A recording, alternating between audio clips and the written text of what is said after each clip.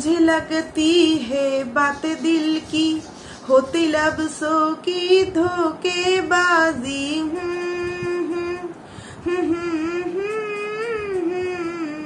अगर तुम साथ हो। तो हेलो गाइज बंधुरा তোমরা কেমন আছো? আশা করছি খুব ভালো আছো আর আমি খুব ভালো আছি। পায়েলস ফ্যামিলিতে নতুন একটা ভিডিওয় তোমাদেরকে অনেক অনেক স্বাগত জানাচ্ছি। তো তোমরা হয়তো ভাবছো যে হঠাৎ আমি এতটা খোঁজ মেজাজের হয়ে এইরকম একটা গান দিয়ে কেন আমি ভিডিওটা শুরু করলাম। অনেকেই আমাকে কমেন্টস করবে গান জানে না, ভাঙা গলা নিয়ে আবার গান করতে চলে এসছে। না, একদমই ঠিক কথা যে আমার গানের গলা ভালো নয় আর আমি গান সেইভাবে পারিও না।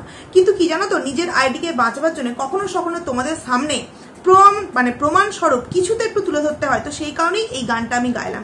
এবার তোমরা হয়তো ভাববে এই গানটার সাথে আবার আমি কি প্রমাণ দেবো। তো হ্যাঁ, পুরো ভিডিওটা নো স্কিপ করে দেখো, অনেক কিছু তোমাদের সামনে আজকের এই ভিডিওতে আমি তুলে ধরতে চাইছি বন্ধুরা। তো ভিডিওর মেন প্রসঙ্গে যাওয়ার আগে কিছু কথা একটু তোমাদের মনে হয় অনেকের বোঝার ভুল হয়েছে, যেটা একটু তোমাদের সামনে ক্লিয়ার করে বলে দিতে চাইছি বন্ধুরা। দেখো, আমাকে দেখলাম কালকে একজন কমেন্টস করেছে যে 3টে হেয়ারিং এর ডেট পার হয়ে গেল। মানে আমি তখন বুঝলাম না 3টে হেয়ারিং এর ডেট পার হয়ে গেল মানে সে হয়তো আমার ভিডিও দেখেনি বা হয়তো দেখে বুঝতে পারেনি আমার কথাগুলোকে। প্রথমত, কালকে যে 19 তারিখে কেসটা ছিল সেটা কিন্তু কোনো ডিভোর্স সংক্রান্ত বিষয়ের কোনো কেস ছিল না যে 3টে ডেট পার হয়ে গেল, কোনো রকম কোনো এখনো পর্যন্ত রায় আমরা জানতে পারলাম না। না, এরকম কিচ্ছু নয়। কারণ 19 তারিখে যে কেসটা ছিল, যে বিষয়টা ছিল, সেটা কিন্তু সন্দীপ দা যেদিন গামলাদের বাড়ি থেকে মাল রিকভারি করতে গিয়ে একটা হাঙ্গামা টাঙ্গামা করেছিল, সেই দিনই কিন্তু এই কেসটা করা হয়েছিল। এবং এই কেসটা ছিল গামলার সন্দীপ দার সাথে বিয়ের আগেও একটা অন্য কোনো জায়গায় আরও একটা বিয়ের সাথে সে সম্পর্কে ছিল, সেইটার জন্যই কিন্তু এই বিষয়টা ছিল। এবং সেটারই কালকে একটা ডেট ছিল, ফার্স্ট ডেট ছিল, এটা কোনো 3 নম্বর ডেট কিন্তু ছিল না। আর ডিভোর্স সংক্রান্ত যে বিষয়ের ডেট, মানে প্রথম ডেটটাই যা হয়েছিল, সেকেন্ড সমনটা পাঠানো হয়নি, তাই মিস হয়ে গেছিল। এবং থার্ড যে ডেটটা, সেটা কিন্তু 3 মাস পর। এটা তোমাদের সামনে একটু আমি ক্লিয়ার করে বলে দিতে চাইছি। কারণ কি, অনেকেই হয়তো এই বিষয়টাকে নিয়ে একটু ধোঁয়াশার মধ্যে আছে যে 3টে হেয়ারিং এর ডেট পার হয়ে গেল, এবার কি হবে। না, এটা কোনো রকম ডিভোর্স সংক্রান্ত কিন্তু বিষয় ছিল না কালকের 19 তারিখের ডেটে।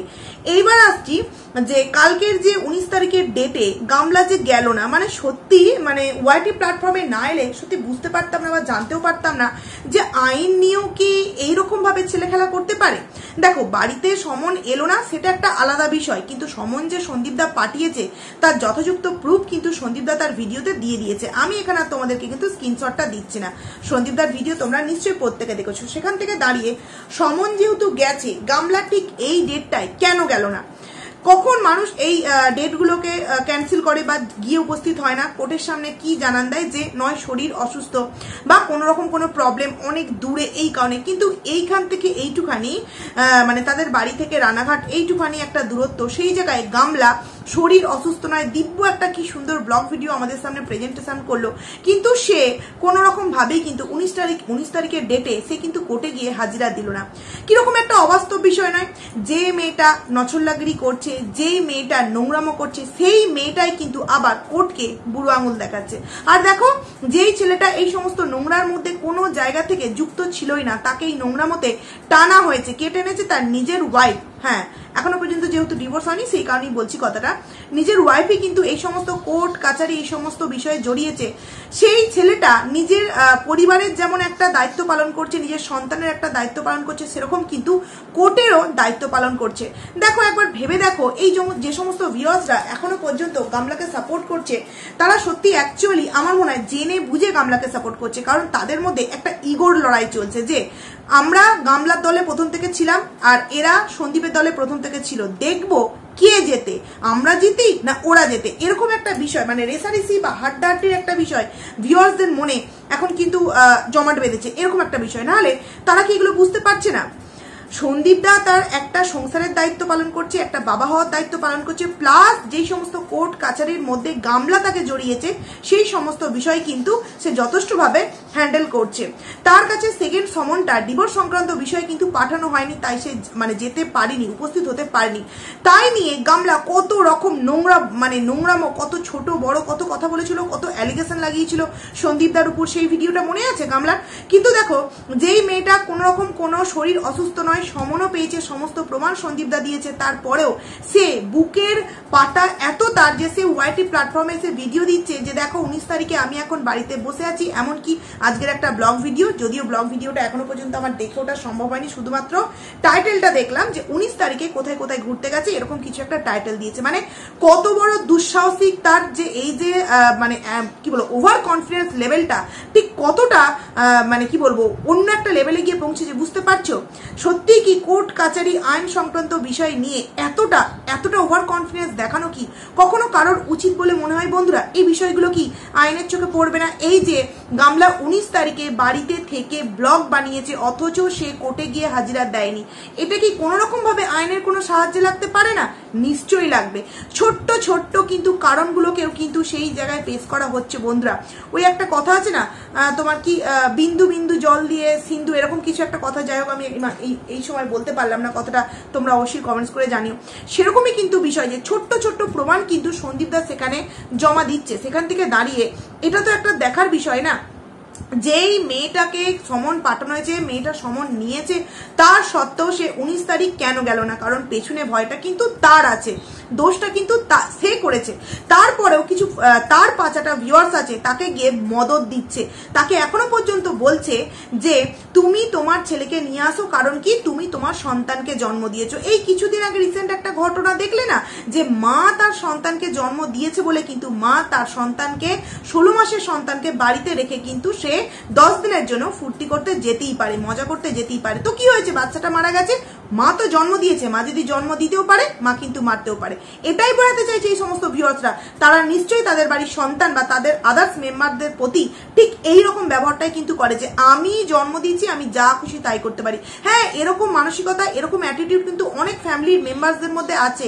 দেখবে ঠাকুমা দাদুরা নাতি নাতনিদের বকাঝকা করলে বা দিদা দাদুরা নাতি নাতনিদের বকাঝকা করলে কিন্তু মানে মায়েরা যদি বকাঝকা বা বাবারা বকাঝকা করে, ঠাকুমা দাদু বা দিদা দাদুরা কিন্তু পাশ থেকে বলে যে কেন রে বকছিস, তারা টেনে নেয়। মানছি বাচ্চাটা বদমাস, কিন্তু তার সত্ত্বেও ঠাকুমা দাদুরা গার্জেনকেই কিন্তু দোষটা দেয় যে কেন তুমি বকছো।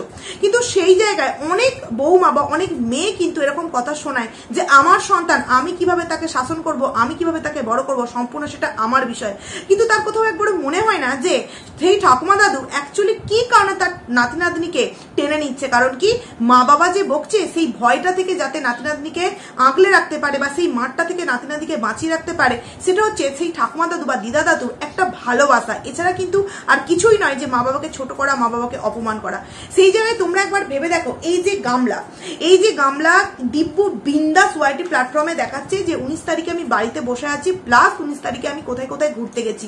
তাহলে সেই মায়ের হাতে কি করে তার সন্তানের দায়িত্ব দিলে সে তার সন্তানের প্রতিটা দায়িত্ব পালন করবে? এটাও তো কোর্ট দেখবে না, যে তার কাছে সমন গেছে, সে যথেষ্ট সুস্থ মানে বাড়িতে বসে আছে, তাহলে সে কোর্টে হাজিরা দেওয়ার একটা মানে কি সঠিক সময় বা নিয়ম এটা মনে করলো না, যে আমাকে আজকে কোর্টে হাজিরা দিতে যেতে হবে, এটা মনে করলো না। তাহলে সেই মেয়েটার হাতে কি করে আইন আদালত, কি করে বা ভারতীয় আইন সেই সন্তানটাকে তার মায়ের হাতে তুলে দেবে?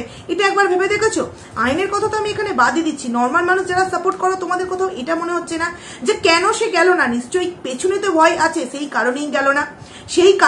তো এখনো পর্যন্ত গামলাকে যারা সাপোর্ট করছে না, সত্যি কথা বলতে তারা নিজেদের ফ্যামিলি মেম্বার্সকে ঠিক কতটা কিভাবে রাখে সত্যি ডাউট আছে। নাহলে এই গামলাকে যারা প্রথম থেকে সাপোর্ট করেছে, তারা কিছু কিছু মানুষ যারা সত্যি অরিজিনাল ভিউয়ার্স, তারা কিন্তু বেরিয়ে এসেছে তার আইডি থেকে, কারণ তারা বুঝতে পেরেছে গামলার অরিজিনাল রূপটা। বন্ধুরা, এইবার আসছি আরো একটা বিষয়ে, সেটা হচ্ছে দেখেছো 19 তারিখ যাই চলে গেছে, অমনি ইনস্টাগ্রামে ফলো করা কিন্তু আরম্ভ হয়ে গেছে।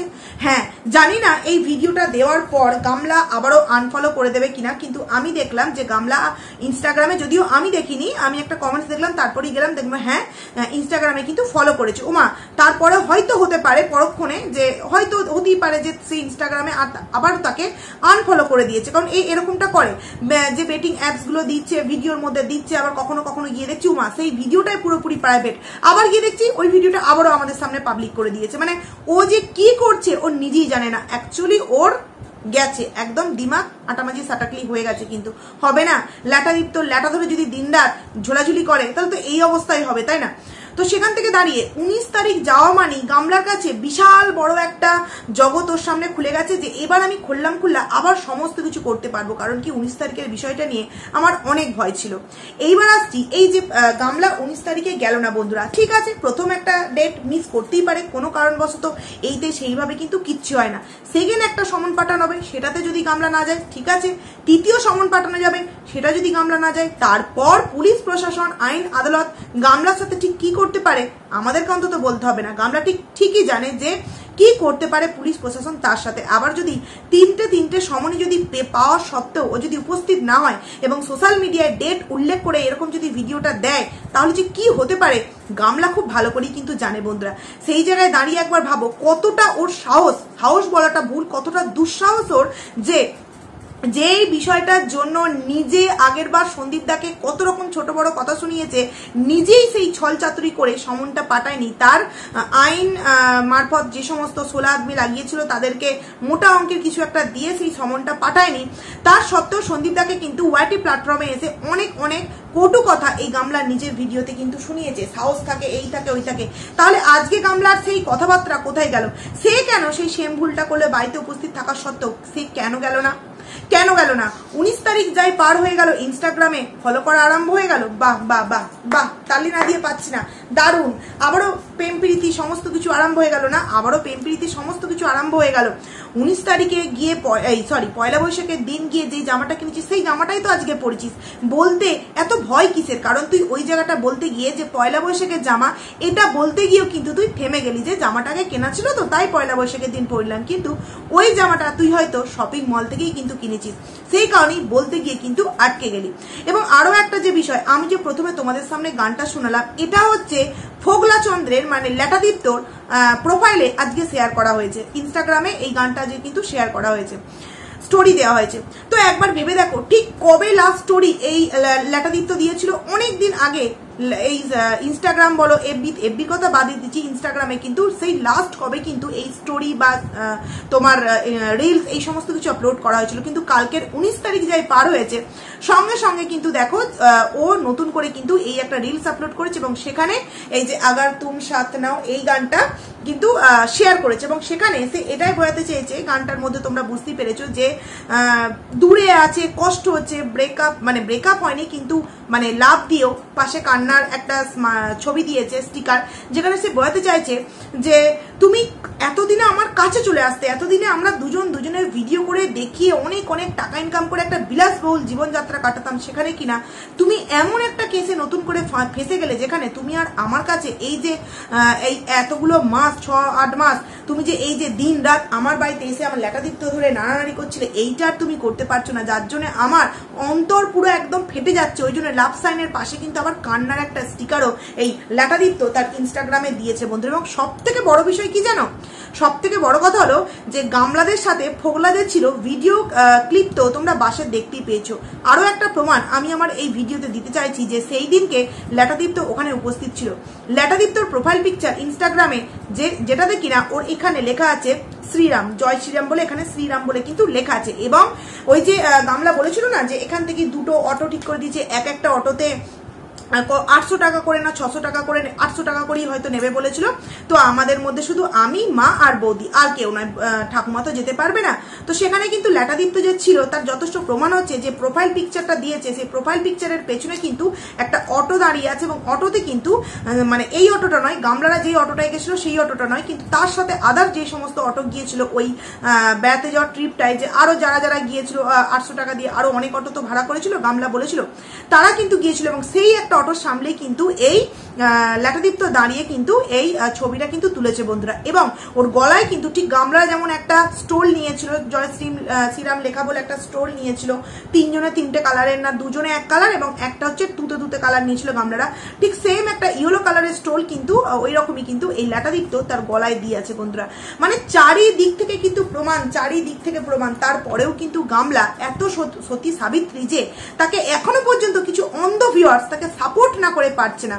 তার কাছে তার সন্তানকে নিয়ে আসার জন্য বারবার কি লিখছে, আমার কমেন্ট সেকশনে দেখলাম সমস্ত কিছুই তো জাস্টিস ফর কিষাণু এবং জাস্টিস ফর সন্দীপ দা। হঠাৎ করে কালকে একটা কমেন্টস দেখলাম আমার কমেন্ট সেকশনে জাস্টিস ফর গামলা এবং কিষাণু। আমি তো বুঝতে পারলাম না জাস্টিস ফর গামলার সাথে জাস্টিস ফর কিষাণু মানে কি সম্পর্ক।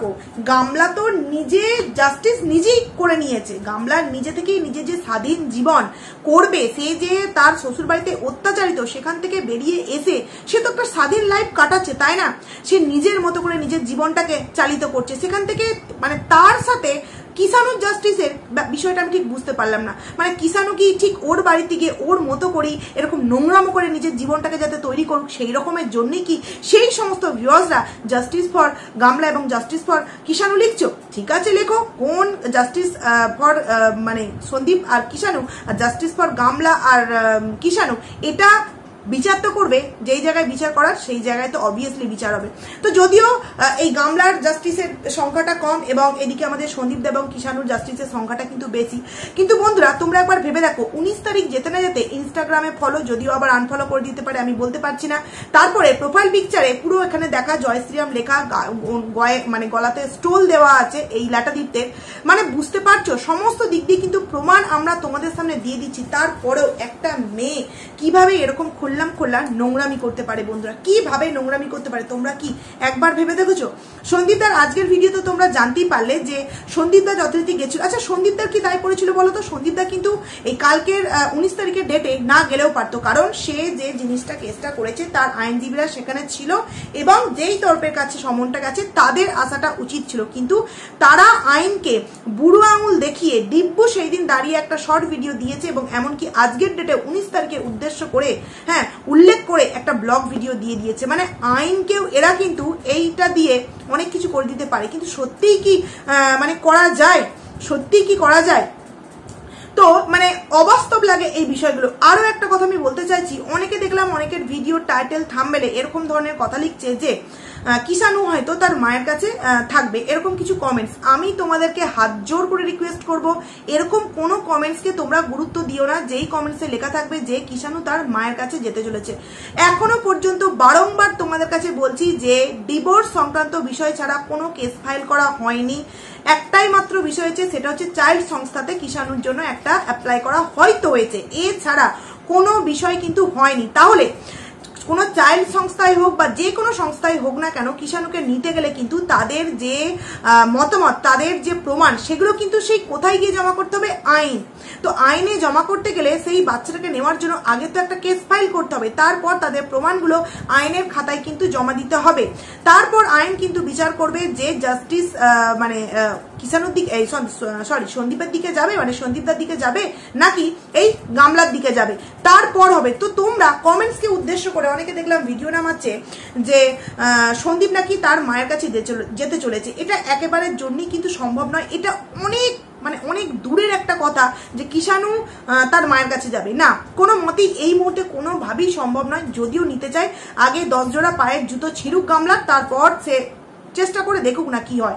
বারংবার আমি তোমাদেরকে ভিডিওতে বলেছি যে সন্দীপদার যে লিগাল টিম সন্দীপদার পাশে আছে যথেষ্ট স্ট্রং এবং তারা এই কারণেই সত্য মানে যেই দিকে সত্য আছে তাদের সাথেই কিন্তু তারা লড়াই করছে। এবং এটুকুনি তো তোমরা জানো সত্যের সাথে আর যাই হোক মিথ্যে কখনোই কিন্তু জয়লাভ মানে নিজেদেরকে জয়লাভ করাতে কিন্তু পারে না। তারপর সন্দীপদার যে লিগাল টিম তারা সব সময় কিন্তু এই বিষয়টাকে নিয়ে যথেষ্ট কিন্তু গুরুত্ব দিয়ে বিষয়টাকে হ্যান্ডেল করছে। সেখান থেকে দাঁড়িয়ে যেটা ন্যায় যেটা সত্য সেটাই কিন্তু সবার সামনে কিছুদিন পর তোমরা ফলাফল জানতেই পারবে।